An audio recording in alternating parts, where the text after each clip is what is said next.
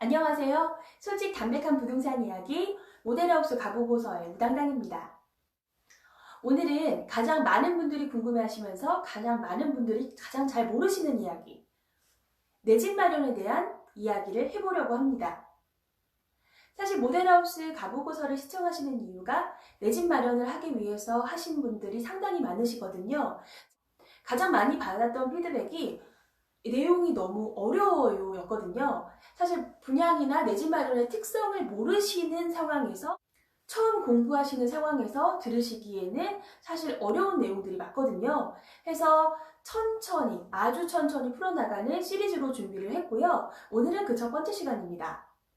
첫 번째 시간에는 뭘 해야 되죠? 네, 맞습니다. 좋아요와 구독을 눌러주셔야죠. 좋아요와 구독은 사랑인 거 알고 계시죠?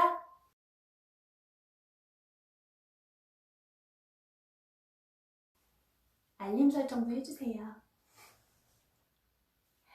자, 그러면 오늘 내 집 마련에 대한 방법론에 대해서 한번 알아보려고 하는데요. 어떤 분들께는 너무 쉬운 내용이실 수 있지만 어떤 분들께는 이 내용마저도 어려운 내용일 수 있습니다. 너무 쉽다고만 생각하지 마시고 앞으로 이어져 나갈 시리즈의 초석이라 생각하시고 함께 시청해주세요. 좋아요랑 구독하셨죠? 많은 분들과 상담하면서 가장 어려웠던 질문 내용과 상담 내용은 바로 내 집 마련에 대한 방법론이었습니다. 누구나 원하고 누구나 갖고 싶지만 누구나 할 수 없는 일. 하지만 나는 하고 싶은 일. 그게 바로 내 집 마련일 텐데요. 그 방법론에 대해서 한번 우리 같이 고찰해 보도록 하겠습니다. 첫 번째 방법입니다. 증여를 받는다. 사실 가장 간단하면서도 가장 어려운 방법입니다. 가령 저희 아버지께서 간단하게 집을 한 채 사주셨다가 우당당이가 독립하는 날 전세 껴있던 전세 세입자도 당신 돈으로 전세금을 내주시면서 그 집을 제 명의로 돌려주시는 거, 그게 바로 증여입니다. 상상만 해도 정말 가슴 벅찰 정도로 너무 기분 좋은데요. 하지만 그럴 일이 없다는 게 큰 함정이겠죠? 증여는 대가 없이 그냥 주는 것을 증여라고 합니다. 보통은 부모가 자식에게 부부 간에 많이 이루어지는 거래 형태라고 생각하시면 됩니다. 만약에 저희 부친께서 우리 당당히 아빠 보러 자주 올 거지 하면서 명의를 돌려주신다. 이건 뭐죠? 네, 맞습니다. 금전적으로 체크를 할 수 없는 것들은 증여라고 생각을 하시면 됩니다. 그러면 제 입장에서는 어떻게 되는 걸까요? 다들 숫자해서 수증이라고 표현을 하고요. 가장 어려울 것 없는 방법이지만 가장 세금이 많이 드는 방법이기도 합니다. 두 번째 방법은 조금 슬픈 방법입니다. 바로 상속입니다. 한 예로 아버지가 갑자기 돌아가셨어요. 그러면 저희 어머니, 제 동생 이렇게 세 명이서 법적으로 나눠진 가이드라인에 따라서 재산을 분할하고 상속받게 되거든요. 이건 사후에 일어나는 일들이기 때문에 상속이라고 표현을 하고요. 예전에 이런 일이 있었어요. 얼마 전에 저희 아버지께서 저 집 상속해 주셨잖아요 라고 얘기를 자랑을 하시는 거예요. 어머, 얼마 전에 아버님께서 작고 하셨나봐요. 어떡해, 건강하셨잖아요 라고 말씀을 드렸더니 매번 건강한데? 라고 하시는 거예요. 그러니까 상속과 증여가 헷갈리셨던 부분이죠. 오늘 이 영상을 보신 분들은 상속과 증여에 대해서 정확하게 이제 표현하실 수 있으시겠죠? 아버지를 함부로 고인을 만들면 안 되잖아요. 그쵸? 우린 배운 사람이니까 그렇게 헷갈리지 않는 걸로 해요. 단점은 슬프다는 게 단점이지만 그 처리 방법이 그렇게 어렵지 않다는 게 장점입니다. 무당나 이거 완전 미친놈이네. 이상한 비유를 들고 있어. 라고 생각하실 수도 있지만요. 이제 앞으로 나올 내용들에 대해서 미리 짚고 넘어가는 거기 때문에 천천히 들어주셨으면 감사하겠습니다. 이제 보편 타당한 방법을 한번 이야기해볼까요? 세 번째 방법, 매매입니다. 집을 팔고자 하는 사람은 집을 주고 돈을 받고, 집을 사고자 하는 사람은 돈을 주고 집을 받는 형태입니다. 가장 보편적인 데는 가장 편리하기 때문에 이 방법을 사용을 하는 거겠죠. 재반 비용이나 아니면 시간이나 노력이나 기타 여러 지식이 없어도 충분히 공인중개사 선생님을 통해서 중개를 받아 매매할 수 있다는 것이 큰 장점입니다. 하지만 우리가 원하는 건 이게 아니죠. 제가 모델하우스에서 오래 근무를 하면서 가장 많이 들었던 얘기가 전세금 이제 그만 좀 올려줬으면 좋겠어요. 저도 한 곳에 정착하고 싶습니다. 집주인이 너무 돈을 많이 올려달라고 해요. 애들이 친구가 없어요. 하도 전학을 많이 가서. 태어날 때부터 무주택이에요. 기타 여러 등등의 이제 내 집 마련을 원하시는 분들의 하소연들을 많이 듣게 됐는데요. 이런 분들이 선택하시는 길이 바로 분양입니다. 분양이라는 제도는요, 내가 집을 지을 수 없으니 다른 사람이 건물을 지으면 완공되고 그 소유권을 나에게 가져올 수 있는 제도입니다. 선분양과 후분양에 대해서 궁금해하시는 분들 가끔 계신데요. 최초의 분양을 할 때 완공 전, 공정 중에 있다면 선분양입니다. 최초 분양 시기가 집이 완공되기 직전이나 완공된 후에 하는 것을 후분양이라고 하고요.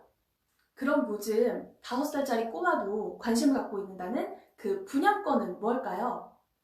네, 바로 분양을 받을 수 있는 권리입니다. 즉, 해당 건물이 완공이 되면 그 집을 내 이름으로 등기, 소유권 이전을 할 수 있는 권리라고 생각을 하시면 되는 건데요. 자, 그럼 예를 하나 들어볼게요. 제가 저희 조카 한정우 군을 데리고 모델하우스에 가서 이모 오늘 집 샀다? 라고 표현을 하면 다른 표현일까요? 그런 표현일까요? 반은 맞고 반은 틀립니다. 종국에는 내가 그 집을 갖게 되는 권리를 계약한 것이기 때문에 사실 집을 샀다고 표현을 해도 틀린 표현은 아닌 건데요.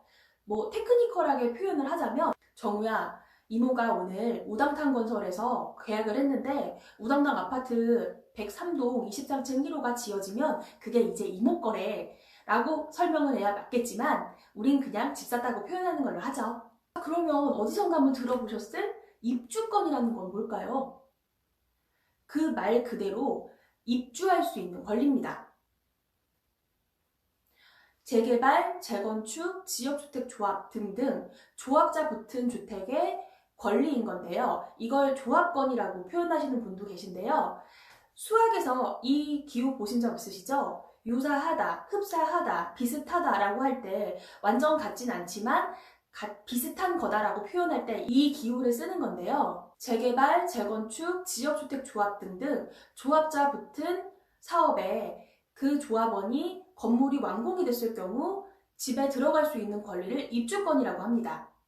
재개발이나 재건축 같은 경우에는 한남 3구역, 증산 몇 구역 할 때 그 구역 안에 내가 땅이나 아니면 집이 있었어야 권리를 주장할 수 있고 조합원이 될 수 있는데요. 제가 만약에 그 집에서 태어나서 저는 지금까지 굉장히 의미가 있게 산 집이기 때문에 저는 그 집에 대한 추억의 권리가 있으니 그 집에 조합권을 주세요 라고 하면 조합사무실에서 뭐라고 할까요? 미친 여자네 112에 신고해 라고 하겠죠? 즉, 그 구역 안에 내가 재산상 명시되어 있는 권리가 있어야 그 땅의 조합원이 될 수 있는 거고요. 지역주택조합이나 직장주택조합 같은 경우에는 또 내용들이 많이 다르기 때문에 이건 나중에 따로 설명을 드리도록 하겠습니다. 그럼 우당당이 만약에 입주권을 계약을 했을 경우에는 저희 조카 한정우 군에게는 제가 어떻게 설명을 해야 될까요? 이모 이번에 집 그거 헐고 새 집으로 바꿔준대 라고 해도 무방합니다. 그럼 아까 했던 얘기랑 덧붙여서 해볼까요? 제가 만약에 정말 티끌 모아 티끌이라고 하지만 돈을 모아서 옛날에 그래도 서울에 내 집 톡딱지만한 내 집이라도 하나 있어야지 하면서 샀던 빌라가 재건축이 됐습니다. 그럼 이건 뭘까요? 네, 입주권이 될 수 있습니다. 제가 아버지한테 받았던 조그만 연립이 있었는데 그게 재개발이 됐어요. 그러면 어떻게 되죠? 네, 이것도 입주권으로 받을 수 있습니다. 만약에 제가 할아버지로부터 알게 모르게 갖고 있었던 요만한 땅이 있는데 그게 뉴타운에 묶였습니다. 그럼 저도 그걸로 집으로 바꿔줄 수 있을까요? 네, 경우에 따라 입주권이 될 수도 있습니다.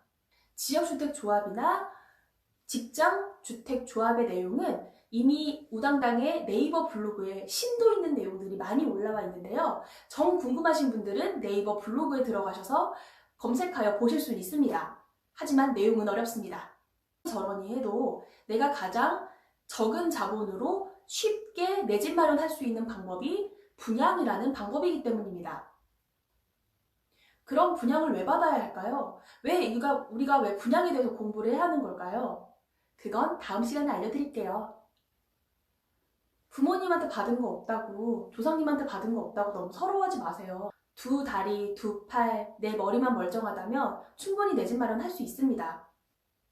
오늘 모델하우스 가보고서는 여기까지고요.